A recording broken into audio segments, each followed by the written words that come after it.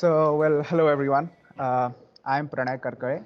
I'm the team vice captain, and also I handle the mechanical department here at Megapod Hyperloop. And we are excited to present our mechanical subsystems, especially chassis and a different kind of stability system which we have developed. And yeah, so let's start with the presentation itself. So what we'll be looking at are the presentation is actually divided into two parts. So in one of them, we'll be talking about our chassis. A few things which we'll be talking about are the technical specifications, a quick timeline overview, a few of the requirements which were given to us while we were developing the chassis, and finally the design which we came up with. Another thing which we'll be talking about is our contactless stability. So here we'll be talking about our technical specifications, our simulations and test setup. So yeah, let's start. So the chassis, which we were told to design, a few of the requirements were given by the other departments to the structures department. So a few of them was that there was a system which was going to apply 600 newtons of almost a point load on the chassis itself, and the deflection was meant to be less than 0.01 mm. So this was actually calculated considering that the factor of safety was approximately 2.52. The braking system was to be the braking for this pod was to be done on the web of the I-beam itself. So there had to be space to mount that.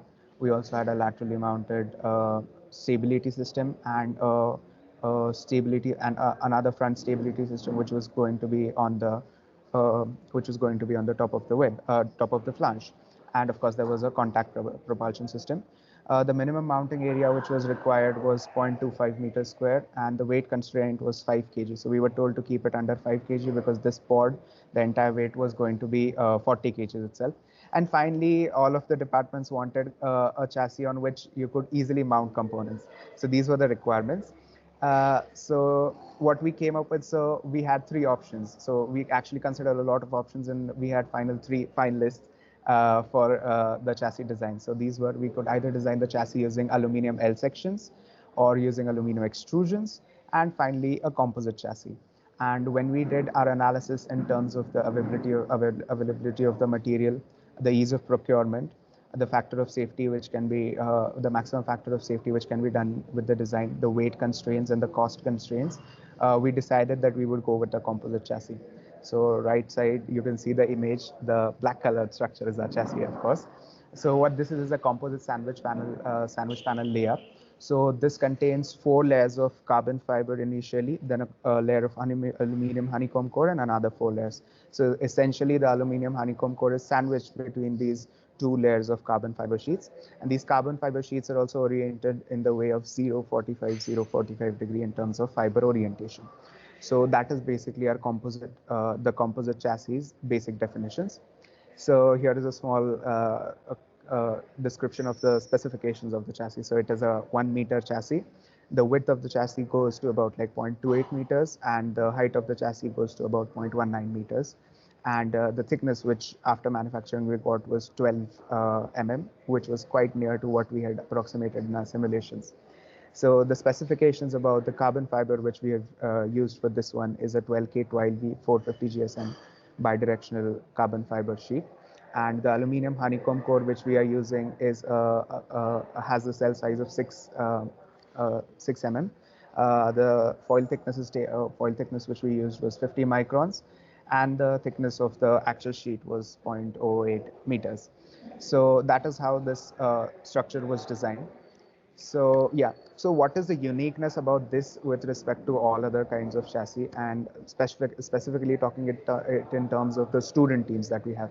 So first of all, it is lightweight. So this chassis weight, which we weighed the chassis itself, came up to be 3.42 kgs, which was of course less than the given limit to us, which was 5 kg. So this is great that this chassis is quite lightweight.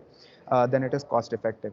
So actually the cost of production, manufacturing, curing, and all the costs included, it only costed us 403 US dollars.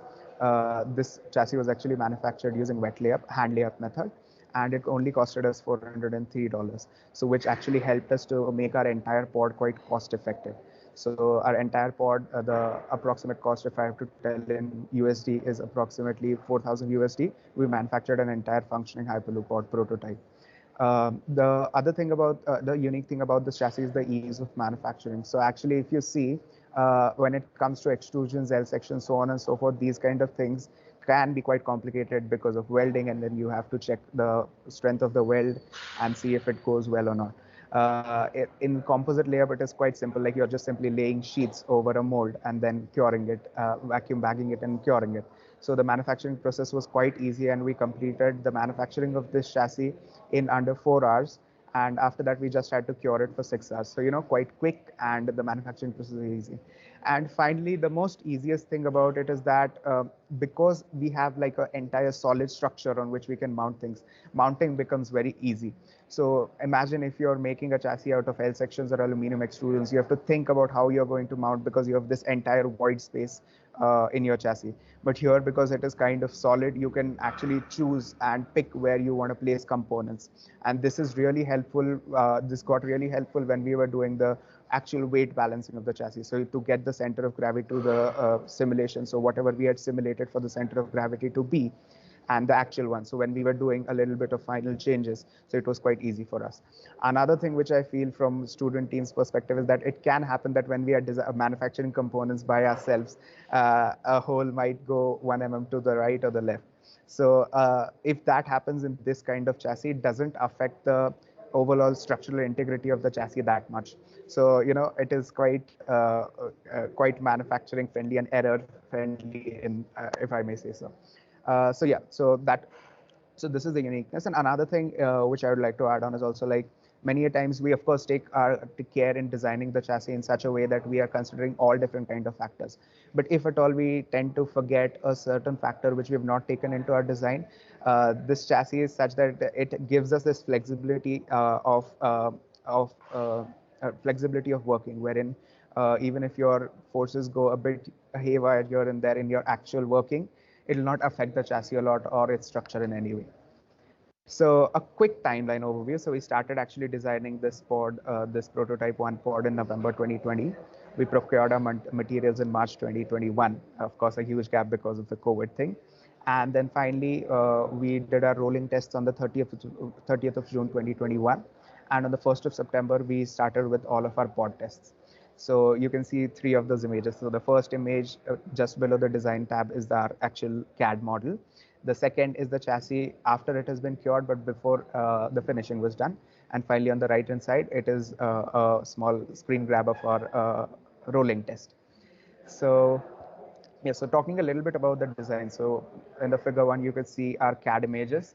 So that we use SolidWorks 2021, 2022, sorry, my bad, 2020 for designing this chassis. And then we did a series of analysis. We have just shown three of the most basic ones which we did. These were deformation under static load, shear stress, which is being developed on the core, and the deflection under resonant frequency. So modal analysis, static structural analysis, and in static structural, we did a tensile. We also did a few of these tensile, torsional, shear analysis, so on and so forth. But because of the constraint of the time on this presentation, I've just included three of them. So yeah, so this chassis has been already manufactured, properly tested, and is perfectly working. And surely after some time we are going to retire because we are working on the next pod. But I have a very short video for you for the pod testing which we did for this chassis. So I'll just play it.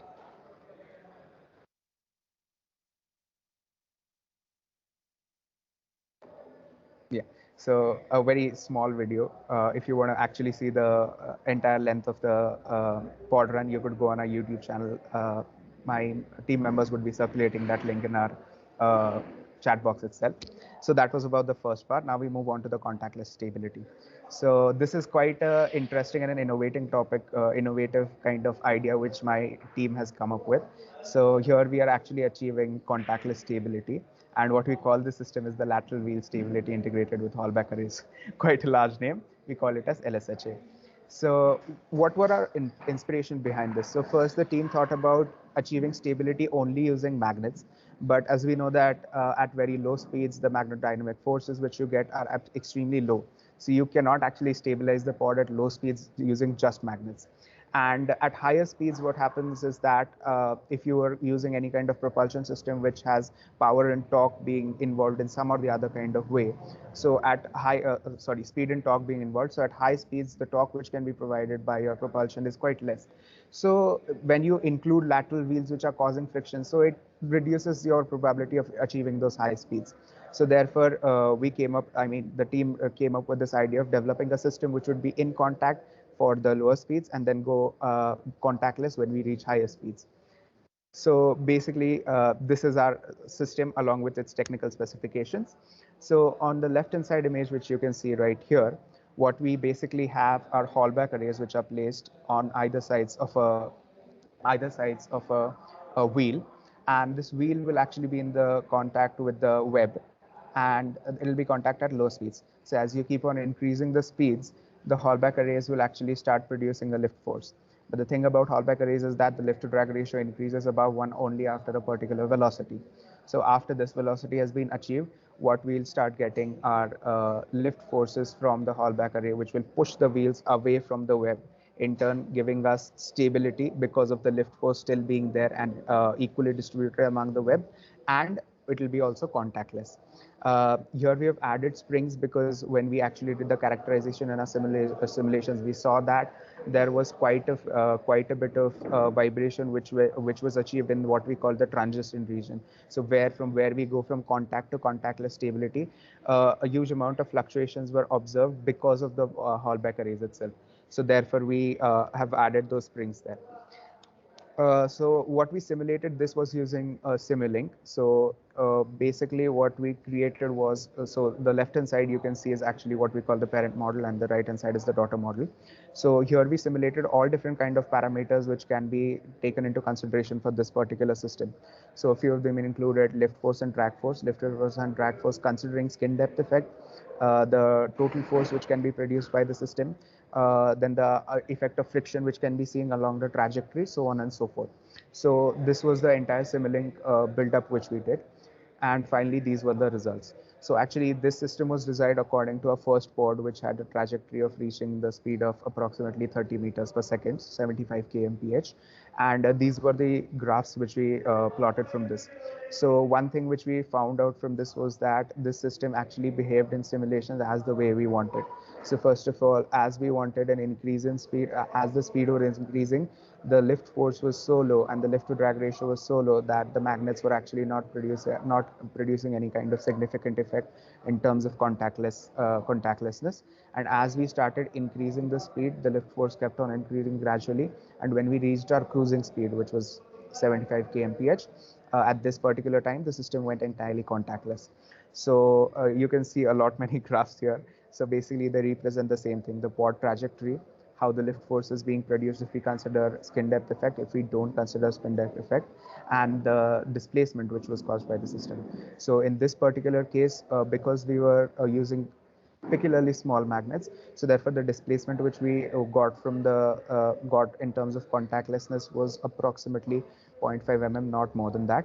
But of course, because we are going contactless, this is more than enough for us to remove the entire factor of friction into the system, into the picture. So this is the way in which we design this component. We have tested it in terms of simulation. Now we are moving into the manufacturing stage, and we have gathered all the components. So we'll be testing it soon, and we are planning to implement in our next pod. So this is the test setup, which will give you an idea of how we are trying to test this. So basically, we'll have a BLDC which is being attached to aluminum disc, and gradually we'll keep increasing the speed of the BLDC so that we reach a tangential speed of 75 kmph. And once that is achieved, we'll also measure the displacement of this entire assembly, the lateral Hallback stability assembly, using infrared sensors, and the force produced using compressive load cells. So that is our system. A link to our YouTube channel. So if you want to see our manufacturing process, how we actually manufactured the chassis, you could just go to this link, and it is available there. Yeah, thanks for listening. Thank you so much for being patient with me. And now we are open to questions.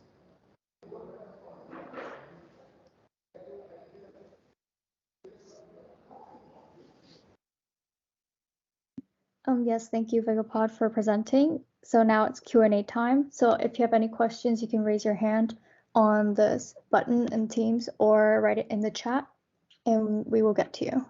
Thank you.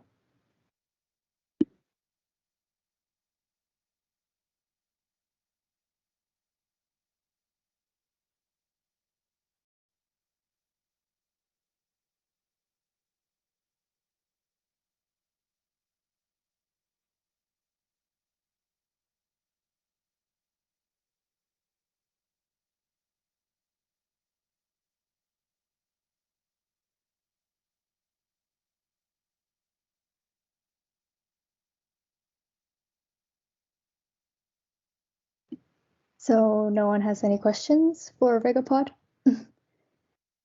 If not, I think we can move on. And the next team, which is Polyloop, you can start preparing for your presentation. I'd just like to add on saying that thank you so much for this great opportunity. I mean, it was great interacting with you guys, and we are looking forward to all of these presentations. So thank you very much from me and my team. Oh, there is one question from Brandon. He says, just to confirm, is the manufacturing cost 400 USD or 4,000 USD? Yeah, so the chassis manufacturing cost was 403 USD according to the current rate. And the entire pod which we made, so which included everything, the propulsion, braking, so on and so forth, that went till 4,000 US dollars. Great, thank you so much for answering my question. Good presentation, by the way. Thank you.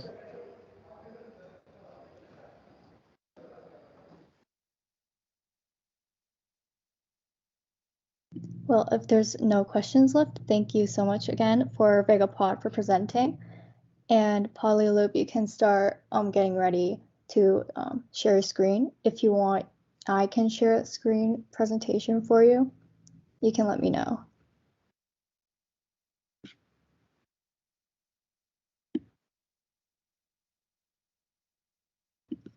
Oh, for Vigapod, there's another question from Peter.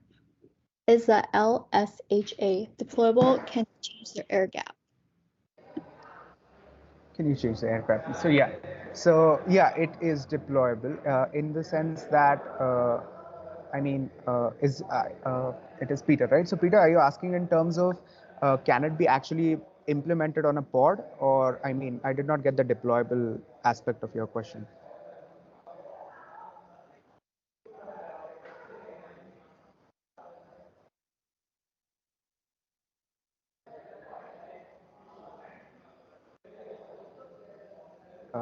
Maybe you could just unmute and just tell me about what you exactly want to say by saying deployable.